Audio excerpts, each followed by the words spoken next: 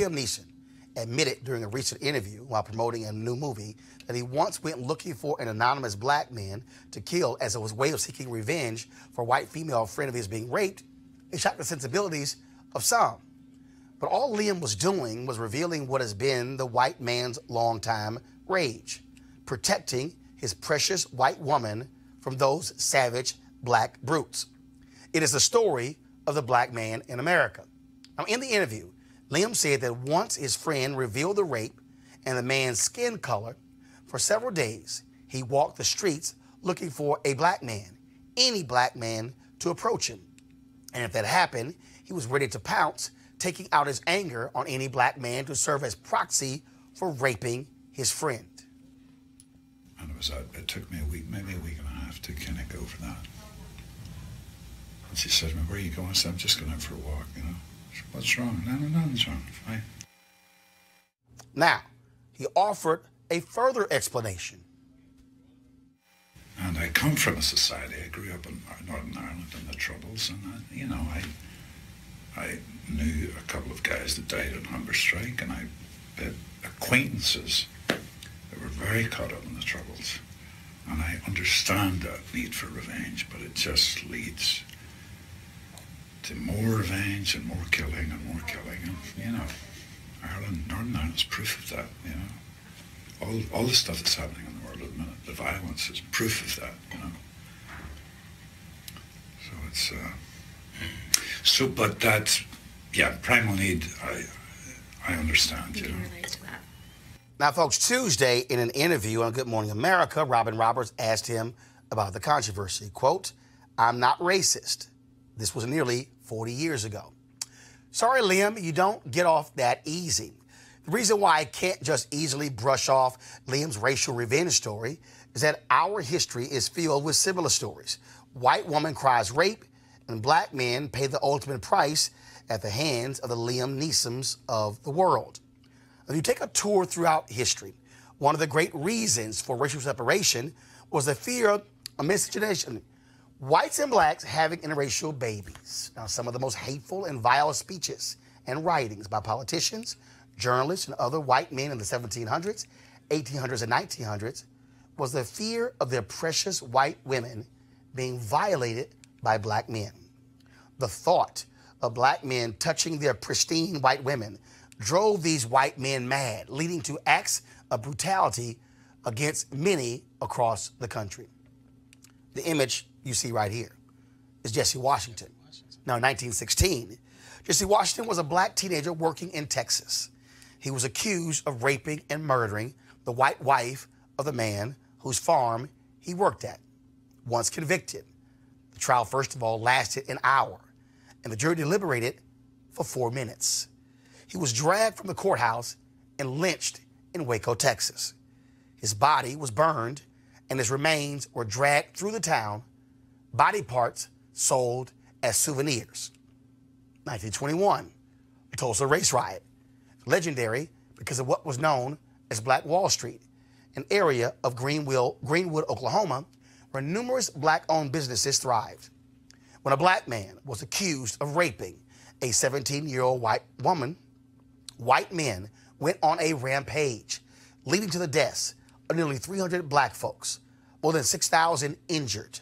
The 35-block area that was considered the wealthiest black community in America was totally wiped out. The Oklahoma Commission that studied the Tulsa race riot of 1921 determined that the city conspired with the white rioters and were responsible for the destruction. But Oklahoma has refused to pay reparations to the descendants of the Tulsa race riot. Many of us know about the Rosewood Massacre because of the 1997 film directed by John Singleton, starring Ving Rhames and Don Cheadle. In 1923, the all-black town was destroyed by a mob of white men after a white woman in a nearby town was beaten and supposedly raped by a black drifter. The charges were never proven, but that was enough for white men to terrorize the black residents of Rosewood. The entire town was torched, and no one was ever arrested. Rosewood was never inhabited again.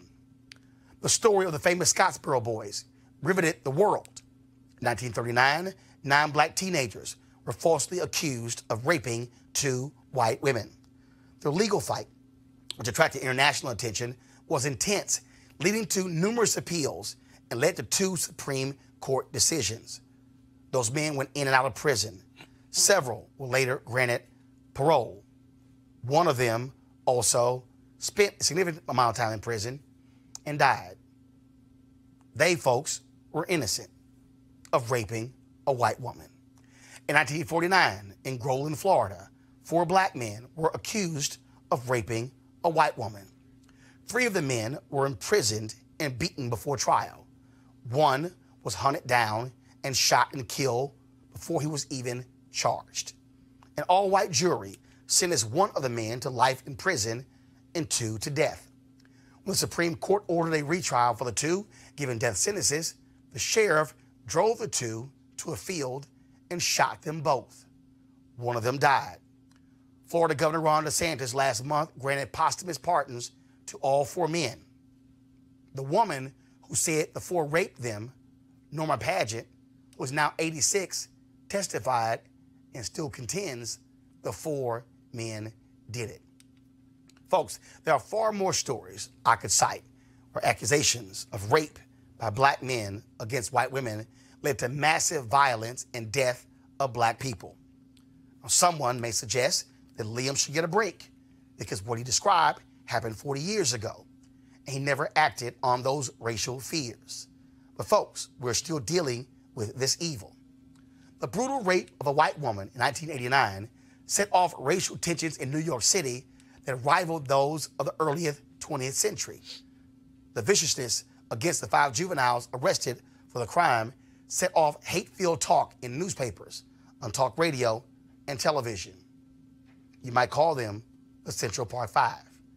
Even Donald Trump got in on the act, taking out full-page ads in New York City newspapers saying the 4 black men and 1 Latino arrested should get the death penalty. Even though the men were exonerated after they went to prison, Trump, to this day, has refused to apologize to the Central Park 5. You may say, well, that was 1989. Okay. When Dylan Roof walked into a black church in Charleston, South Carolina, and killed 9 black people at a Bible study, his white male fear was one of the reasons. This is what Dylan Roof told FBI agents to explain the terror. Quote, well, I had to do it because somebody had to do something because, you know, black people are killing white people every day on the streets, and they rape white women, 100 white women a day. The fact of the matter is what I did is so minuscule to what they're doing to white people every day, all the time. The terror that white men have unleashed on black men over the course of America's history has been devastating. Never mind the centuries black women were raped at will by their white slave masters during slavery. Black people have never responded with the kind of widespread violence in retribution for what white folks did to black women. The few slave rebellions were all stopped, and black men like Nat Turner were murdered and dismembered. Folks, Liam Neeson is no hero because he sought to avenge his white friend's rape. He was more than willing to take the life of a black man, any black man, to serve as his way of exacting revenge. What was deep inside of him is not rare. He is just like many white men who came before him. All right, folks, back to that Roland Mark Unfiltered video in just one moment. All right, of course, many of us in 2019 want to get healthy and get fit as much as we want to. Of course, for me, the whole focus is getting a golf game, getting a handicap down to a 2, which means improving the core, losing weight, and being able to, of course, pick up 10, 15 yards. Now, if you want to make a difference in doing so, one of the ways is to try the D-Herbs Full Body Cleanse. Now, I just finished their cleanse about a week ago, dropped about 18 pounds. And, of course, for some people, they've lost as many as 20 pounds as well. And, of course, us coming out of the holidays, We talk about excessive eating, processed foods, fried foods, things along those lines. Folks trying to get that out of their body. Now, of course, your body needs to recover, and the full body cleanse will help you get rid of the toxic buildup. It will not only drag you down, but can be very dangerous if you don't do anything about it. Now, if you want to go ahead and try it, if you want to lose those stubborn pounds, go right now and go to therbs.com, DHERBS.com. Use the promo code Roland for a discount at the checkout. The number to call is 866-4DHERBS, 866-4DHERBS. It's 866-4DHERBS, and the promo code is Roland. Back to our Roland Martin Unfiltered video. You want to check out Roland Martin Unfiltered? YouTube.com/Roland S. Martin. And subscribe to our YouTube channel. There's only one daily digital show out here that keeps it black and keep it real. It's Roland Martin Unfiltered. See that name right there? Roland Martin Unfiltered. Like, share, and subscribe to our YouTube channel. That's YouTube.com/Roland S. Martin. And don't forget to turn on your notifications so when we go live, you'll know it.